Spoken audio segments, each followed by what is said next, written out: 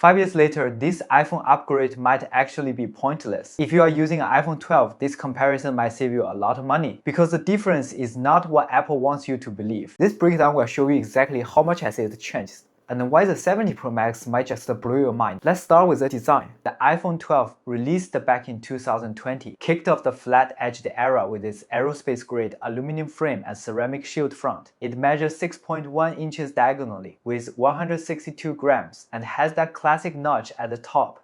Holding it today, it still feels premium, with its matte glass back resisting fingerprints well, and the overall build screaming durability. But fast forward 5 years to the iPhone 17 Pro Max, and Apple has refined everything to a new level. This beast sports a unibody aluminum design. Yes, they ditched titanium for better thermal management, but more on that later. And it is larger at 6.9 inches, tipping the scales at 228 grams. The bezels are insanely thin, making the screen feel even more immersive.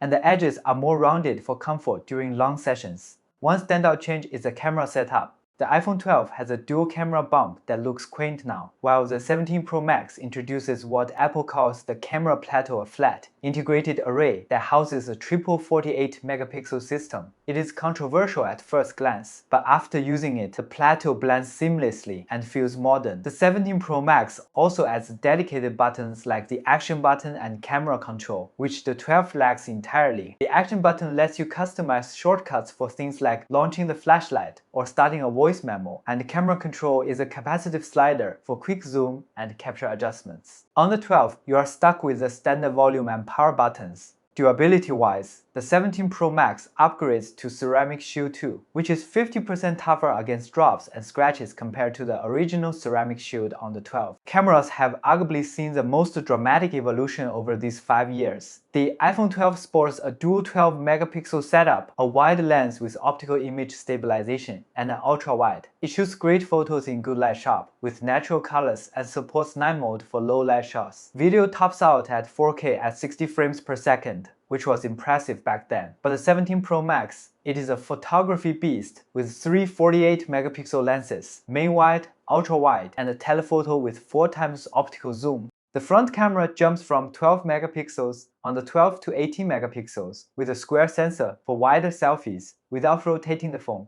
In my side-by-side photo test, daylight shots on the 17 Pro Max capture insane detail.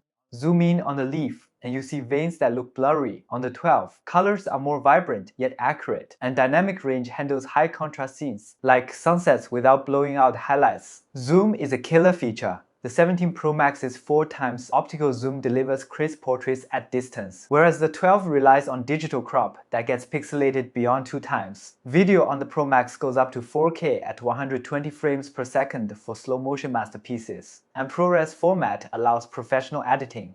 I filmed a short clip walking in a park. The 17 Pro Max's stabilization and focus tracking made it look cinematic, while the 12 felt shaky and less polished. For vloggers or photographers, this is where the 5-year gap shines brightest. Moving to the display, this is where the gap really widens. The iPhone 12 features a Super Retina XDR OLED screen at 6.1 inches with a resolution of 2532 by 1170 pixels, peaking at 1200 nits of brightness.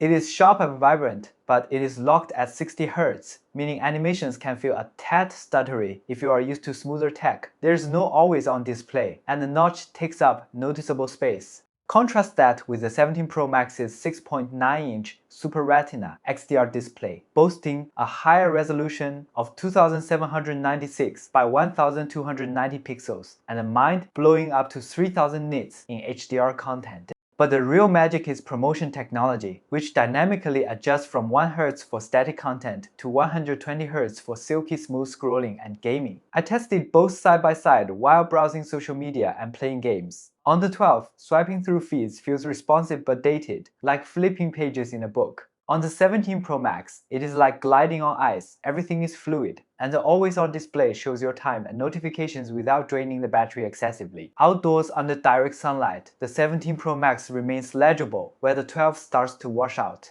Apple also added an anti-reflective coating on the 17 series, reducing glare by up to 50%. If you spend a lot of time outside or in bright environments, this upgrade alone justifies the jump. The larger size on the Pro Max makes multitasking a breeze, with split screen views feeling spacious, whereas the 12 can feel cramped for the same tasks.